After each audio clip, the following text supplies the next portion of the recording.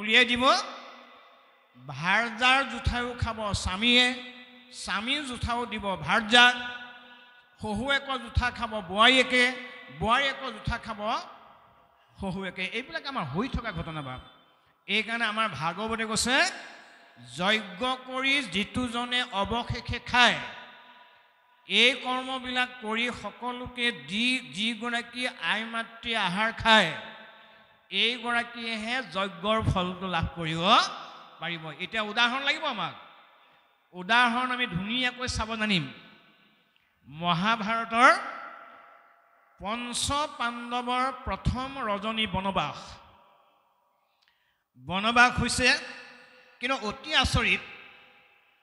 পাণ্ডৱৰ লগত কিন্তু দ্ৰৌপদীক বনবাস দিয়া নাছিল দ্ৰৌপদীক ক'লে তুমি ঘৰতেই থাকা কিন্তু পাণ্ডৱৰ প্ৰতি শ্ৰদ্ধা আছিল গতিকে দ্ৰৌপদীয়েও ক'লে মই আপোনালোকৰ লগতে বনবাসলৈ যাম কিন্তু দ্ৰৌপদী বনবাস নাছিল নহয় গৈ আপোনাৰ প্ৰথম ৰজনী অৰণ্যত এটা সাধাৰণ কুটিৰ বনালে সেইটো বনবাসতে অজ্ঞাতবাস নহয় আকৌ কুটিৰ বনাই অন্ন তৈয়াৰ কৰি আছে তৈয়াৰ কৰি থাকোঁতে ভীম দুৰ্যোধন যুধিষ্ঠিৰ নকুল সহদেৱক দ্ৰৌপদীয়ে ক'লে বোপা স্বামীসকল আহাৰ হ'ল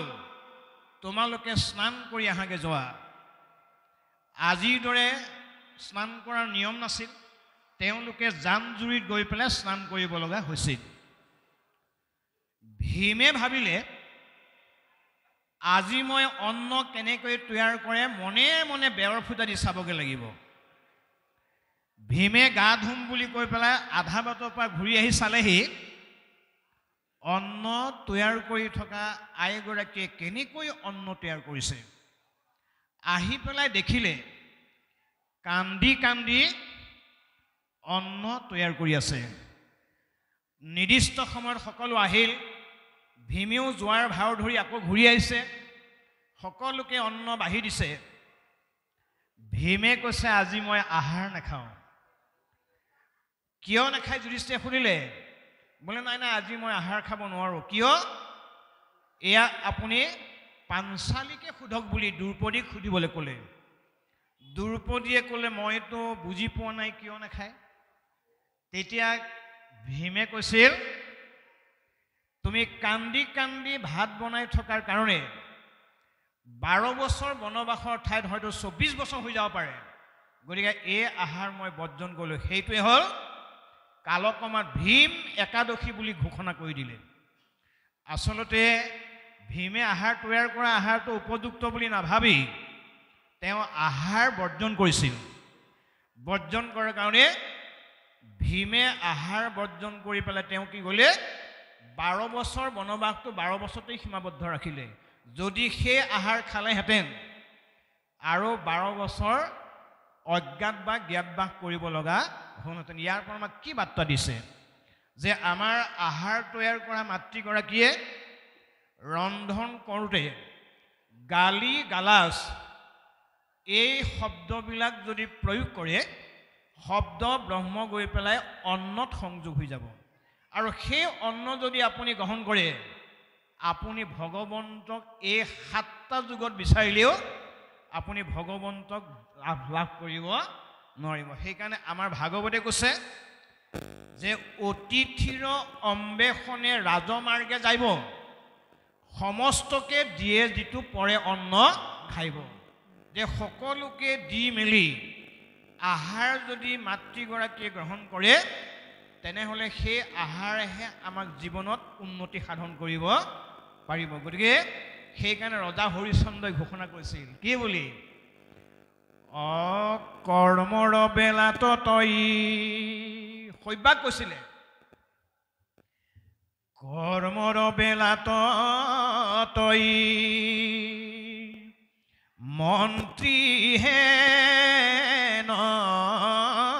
দেখি এৰা বুদ্ধিৰ বেলাত তই যেন প্ৰাণ সখী অন্ন অনৰ বেলাত তই মাতৃ যেন স্থান শয়ন বেলাত তই দাসীৰ সমান তই হেন ভাৰ্যাময়ী পাইবু কত ভাগে মোৰ মুখে তোৰ গুণ কি বৰ্ণাই বেক লাগে গতিকে বাপ বান্ধৱ আই মাতৃসকল সতী সন্ততি জন্ম দিয়া গৰাকীয়ে মাতৃ নকয় এই মহৎ গুণবিলাক যিগৰাকী বাপৰ গাত আছে যিগৰাকী আই মাতৃ গাত আছে তেওঁলোককো মাতৃ বুলি কোৱা হয় সতী সন্তান জন্ম দি সংসাৰ কৰিলে মাতৃ উপাধি পালে নহ'ব এই মহৎ গুণবিলাক থাকিব লাগিব এতিয়া আমি কোৱা ভাগৱতৰ কথাকেইটা আপোনালোকৰ ঘৰলৈ নি এবাৰ প্ৰমাণ কৰক আপোনালোকৰ ভাৰ্যাগৰাকীৰ গাত আপোনাৰ কইনাগৰাকীৰ গাত আপোনাৰ ছোৱালীজনীৰ গাত এই গুণবিলাক আছেনে নাই যদি আছে আপুনি তৰি আছে যদি নাই এই পঞ্চ পাপৰ পৰা আমি নিষ্কৃতি পোৱাটো ইমান সহজ কথা নহয় সেইকাৰণে আমি অকল ভাগৱত শুনিলেই নহ'ব আমি গৃহাশ্ৰমৰ লৈ নি এই কথাখিনি যদি কৰা নাই আমি ক'বলৈ শিকাব লাগে মই এটা সৰু কাহিনী ক'ম মই কাহিনী কৈ ভাল পাওঁ মানে এই কাহিনীটো আজিৰ পৰা 31 বছৰ আগৰ কাহিনী তেতিয়া মই হাতত কাণত ঢোল আছে আৰু মই ভাগৱত একো বুজি নাপাওঁ এতিয়াও বুজি নাপাওঁ তেতিয়া একো বুজি নাপাওঁ এগৰাকী নবৌক বিয়া কৰিবলৈ আহিছিলোঁ নবৌৰ ছজন আছিল দেউৰ শহু শাহু আছিল আৰু স্বামী আছিল দেউৰ ছজন বৰ ভাগ্যৱন্ত ছজন দেউৰ পাইছে তেতিয়া মাকে কৈছিল মানে শাহুৱেকে বোৱাৰীয়েকৰ প্ৰথম বোৱাৰীটো অতি মৰম আছিল বোৱাৰীয়েকক কৈছে অ আই তই ভাল মাছ মাংস হ'লে তই আকৌ থবি দেই তেতিয়া বোৱাৰীয়েকে ভাবিলে হয় মায়ে যেতিয়া কৈছে মই থোৱাই ভাল আৰু লাহেকৈ বিতৰণ নকৰাৰ আগতে ভাল মাছৰ টুকুৰাটো ধুনীয়াকৈ বাঢ়ি পেলাই কেৰাহী কিনাৰতে থৈ দিয়ে এদিন শাহুৱেকে গৈ পেলাই চালেগে যে বোৱাৰী ভাত বোলে ভাত বনালোঁ তোমালৈ থৈছানে বোলে মই সেয়া থৈ লৈছোঁ মানে বিতৰণ নকৰাৰ আগতে আপোনাৰ থৈ লৈছে মানে শাহুৱেকে ক'লে এফালে আৰু বোৱাৰীয়েকে বুজিলে এফালে ধুনীয়াকৈ থৈ দিছোঁ বুলি কৈছে তাৰ পৰা কৈছে নহয় আইটোক মই এইটো থ'বলৈ কোৱা নাই এইটো নাপায় নহয় এই সকলোকে দি তোলে থ'বলৈ কৈছে মানে তয়ো অকণমান ৰাখিবি এইটোহে কৈছিলোঁ তই বুজাত ভুল হ'ল নহয় বোৱাৰী বুলি কোৱাৰ লগে লগে বোৱাৰীয়েকে চেণ্ডেলযোৰে আনি পেলাই শাহুৱেকক গালতে এক চাট মাৰি দিলে একদম বাস্তৱ কথা গুৰু এখন আছে বাস্তৱ কাহিনীটো শাহুৱেকে উপায় নাই বোৱাৰীয়েকৰ পক্ষপাত নকৰিলেও উপায় নাই নকৰিলে ভাতেই নিদিব খাবলৈ গতিকে ভাবি চিন্তি পাঁচদিনাখন থাকি তাৰ পাঁচদিনাখন মিটিং এখন আৰম্ভ হ'ল মানে শাহুৱেকে যাকে তাকে ক'লেগৈ মোক বোৱাৰীয়ে চেণ্ডেলে মাৰিছে মানে দেউৰেককেইজনে সভাসদ গোটালে গোটাই পেলাই যেনিবা বিচাৰ হ'ব দেই মনত ৰাখিব কথাবিলাক তাৰ পৰা বিচাৰ হ'ব বুলি গম পায় শাহুৱেকক ৰাতি গৈ পেলাই তেওঁ মেনেজ কৰি পেলালেগৈ যে মা অহাকালিলৈ আমাৰ দেউৰসকলে মিটিং দিছে বোলে মিটিং কি মিটিং এই আপোনাক যে মই মাৰিলোঁ আপুনি যাকে তাকে কৈ আছে সেইটোকে চাগে মিটিং পাতিছে বোলে হ'ব আই এতিয়া মই কি কৰিব লাগে বোলে আপোনাক যি লাগে তাকে দিম কিন্তু কাইলৈ আপুনি সঁচা কথা নক'ব গতিকে তেওঁ পইচা আছিলে ৰাতি মিলাই দিলে ৰাতিপুৱা মিটিং হ'ল মিটিঙত ভকতে সুধিলে আপোনাক আক্ৰমণ কৰাটো সঁচানে বোলে এইবিলাক চব মিছা চাব দেই চব মিছা বুলি ক'লে গতিকে এইবিলাক কোনোবাই মনে সজা কথাবোৰ পাই মোক বোৱাৰীয়ে কেতিয়াও মৰা নাই ভগৱন্তৰ ইচ্ছা তেওঁ 10 বছৰ শয়ন সজ্জাত পৰিব লগা হ'ল ফাঁকি কথা কোৱাৰ কাৰণে চাওকচোন ভকতৰ আগত ফাঁকি কথা কৈছে মই এইটো কথা বুলিয়ে কোৱা নাই এটা অনুমান কৰকচোন আপুনি যে এগৰাকী আই মাতৃয়ে শাহুৱেকে বোৱাৰীয়েকক বাচিবলৈ যাওঁতে ভকতৰ আগত মিছা কথা কৈছে ভগৱন্তই ঘোষণা কৰিছে তুমি মোকেই ফাঁকি কথা ক'বা কিন্তু মোৰ ভকতৰ আগত ফাঁকি কথা নক'বা কিয় নক'বা ভগৱন্তে কৈছে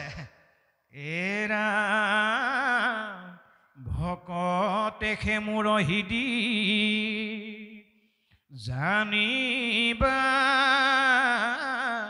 নিশ্চয় ভকত জনৰ জানা মই হৃদয় এই ভকত সমান সখী মোৰ কোন আছে ময়ো মহা ভকতৰ ফুৰু পাছে পাছে এইকাৰণে আপোনালোকে জানি ভাল পাব সৃষ্টিৰ কথা যেতিয়া ভগৱন্তক অৰ্জুনে সুধিছিল আপুনি কিমান জীৱ সৃষ্টি কৰিছে তেতিয়া ভগৱন্তই চাৰিটা শব্দ ক'লে মই কি কি জীৱ সৃষ্টি কৰিছো উৰণ বুৰণ গজন ভ্ৰমণ চাৰিমুঠি জীৱ তাকে মহাপুৰুষ মাধৱদেৱে পাই পেলাই চাৰিমুঠি কি বুলি ক'লে অনন্ত কোটি ব্ৰহ্মাণ্ড চাওকচোন চাৰিমুঠি পানী কি ক'লে অনন্ত বুলি কৈলে একদম কোটি কোটি জীৱ বুলিয়ে সৃষ্টি হৈছে এতিয়া ভগৱন্তৰ ওচৰত অৰ্জুনৰ দাবী এই চাৰিমুঠি জীৱৰ ভিতৰত আপুনি কাক বেছি ভাল পায় সেইটো কওকচোন তেতিয়া ভগৱন্তই হাঁহিছে বোলে অৰ্জুন মই চাৰিমুঠি জীৱৰ ভিতৰত তিনিমুঠি জীৱক বিশ্বাস কৰোঁ এমুঠি জীৱক কিন্তু মই বিশ্বাস নকৰোঁ এতিয়া অৰ্জুনৰ প্ৰশ্ন সেই মুঠি বা কোন তেতিয়া ভগৱন্তই কৈছে সেইটোৱে হ'ল মানুহ মই চাৰিমুঠি জীৱৰ ভিতৰত বিশ্বাস নকৰা মানুহ জীৱটোৱে হ'ল মানুহ সেইকাৰণে ভগৱন্তই কি কৰিলে আমাৰ লগত 14জন পাৰিষদ দি পঠাই দিছে আৰু দুজন কেৰেণী আৰু মোহৰি দিছে এজনৰ নাম চিত্ৰ এজনৰ নাম গুপ্ত অন্য তিনিমুঠি জীৱৰ লগত কিন্তু 14জন সাক্ষী দিয়া নাই আপুনি চাব আজি নামঘৰটো মিছা কথা কয় মানুহে ভকতৰ ওচৰতো মিঠা কথা কয় মছজিদতো গৈ মিছা কথা কয় নামঘৰ মছজিদ তলা ভাঙি পেলাই পইচা লৈ যোৱা নজিৰো আমাৰ সমাজত আছে ভয় নকৰে বাপ কিন্তু ভগৱন্তই কৈছে সেইকণ সময়ত বচাই দিম কাৰণ মোৰ নাম লৈহে লৈ গৈছে কিন্তু শাস্তিৰ পৰা কিন্তু ৰেহাই নাপাব এইকাৰণে আমাৰ মহাপুৰুষে লিখিছে অজ্ঞান শূন্য আতি পশু পক্ষী জাতিয়ে তাকো অনুগ্ৰহ কৰিয়া চাকৃপাময়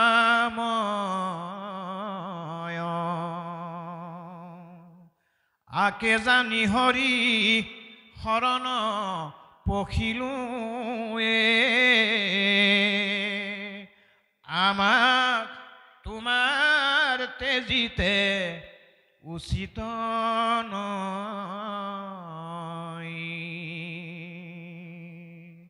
উপলব্ধি চাওকচোন মহাপুৰুষ মাধৱদেৱ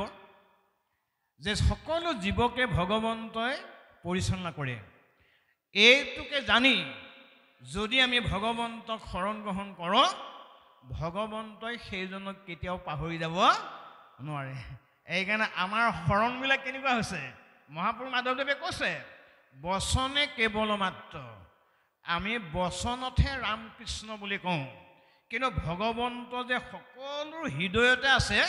এই কথাটো আমাৰ বহুতৰে উপলব্ধি নহয় ইয়াৰ পাছত লিখিছে যে হে জগতৰ জীৱশ্ৰেষ্ঠ মানৱ তোমালোকে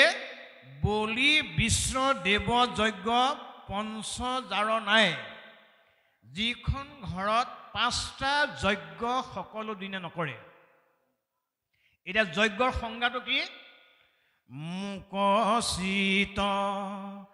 দিয়ে যিটো কৰ কৰ্ম ধৰ্ম তাৰ নাম যজ্ঞ সখী কৈলৈ মৰ্ম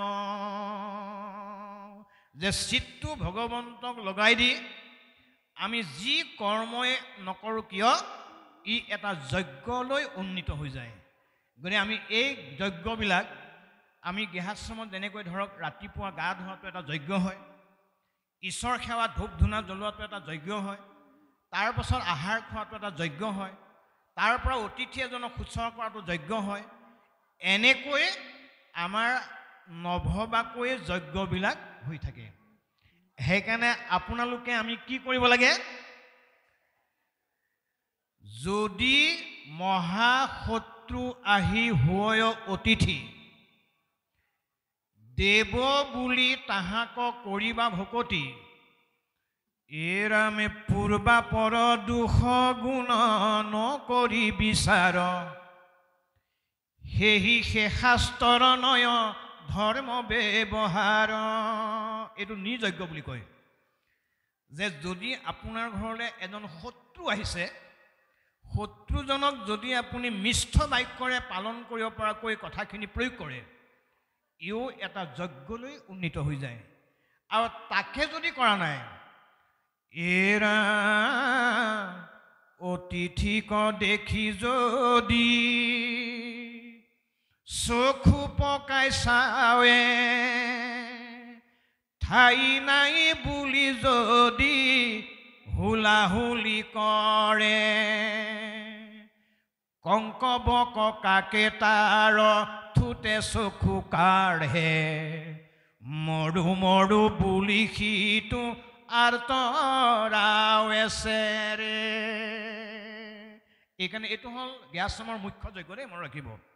যে অতিথিক সন্মান কৰা অতিথিক দয়া কৰা অতিথিক বাক্যৰে সন্মান জনোৱা আমাৰ প্ৰত্যেকৰ দায়িত্ব এতিয়া আমাৰ বহুত মানুহ আছে আমাৰ গৃহস্থমত ল'ৰা বা ছোৱালীজনী বা নাতিটোক পঠাই দিয়া চাউল দিবলৈ এইটো নকৰিব আপোনালোকে অতিথি এজনক চাউলকেইটা আপুনি নিজেই দিব লাগে পৰাপক্ষত গৃহাশ্ৰমৰ জ্যেষ্ঠসকলে দিব লাগে দিওঁতেন যদি এষাৰ বাক্য সোধে কিমান ভাল পাব আমাৰ বহুতে তাকে নকৰি শিশুসকলক পঠাই দিয়া যা দি দেগে যা এইটো তেনেকুৱা কথা নহয় দেই অতিথি শুশ্ৰূষাৰ যদি আপুনি ভালকৈ নকৰে ভগৱন্তই কৈছে সেইখন ঘৰত মই কৃপা কেতিয়াও দিব নোৱাৰোঁ কাৰণ সেইটো ময়ে নাছিলোঁ জানো দৈৱৰ বশতহে আহিছোঁ মই অতিথি হৈ মই কিয় আহিব লগা হ'ল অৰ্জুনে সুধিলে কিয় আহিবলগীয়া হ'ল আপুনি ভগৱন্তই উত্তৰ দিছে কি বুলি কৈছে মই আগৰ জন্মত কি আছিল জানিছা ধন ধান ঐশ্বৰ্য বিভূতি গৰাকীয়ে আছিলোঁ কিন্তু যিটো ধন সাঞ্চি বিষ্ণু বৈষ্ণৱক নেদে যিজনৰ ধন ধান ঐশ্বৰ্য থাকিও বিষ্ণু ভকতক সেৱা পূজা নকৰে যিটো ধন সাঞ্চি বিষ্ণু বৈষ্ণৱক নেদে গৃহাগত ভৈলে যদি নাই বুলি খেদে পাছত কি হ'ব বাৰু আমাৰ অহা ধন ধন বুলি কান্দে ৰাও বান্ধি ঘৰে ঘৰে ভিক্ষা মাগে কৃষ্ণ কৃষ্ণ বুলি ক'ত হাৰিব সেই পোচাকযোৰ আমাক পিন্ধাই দিব এইটো নহ'বৰ কাৰণে আমি এই ভাগৱত শুনিব লাগে এইটো নহ'বৰ কাৰণে আমি ধৰ্ম আচৰণ কৰিব লাগে আৰু নহ'বৰ কাৰণে যোগে নিৰ্ণয় কৰি দিয়া নিয়মবিলাক পালন কৰিব লাগে এই তিনিটা কাৰণ যদি আপোনালোকে বুজি পালে বা আমি বুজি পালোঁ তেনেহ'লে আমি যাতায়ত কৰি থাকিব নালাগে আৰু অহা যোৱা কৰি থাকিব নালাগে আৰু এইটোৱে মহাপুৰুষৰ বাণী ইয়াৰ পাছত কি কৈছে আমি অকণমান শুনি ল'ব লাগিব কৃষ্ণ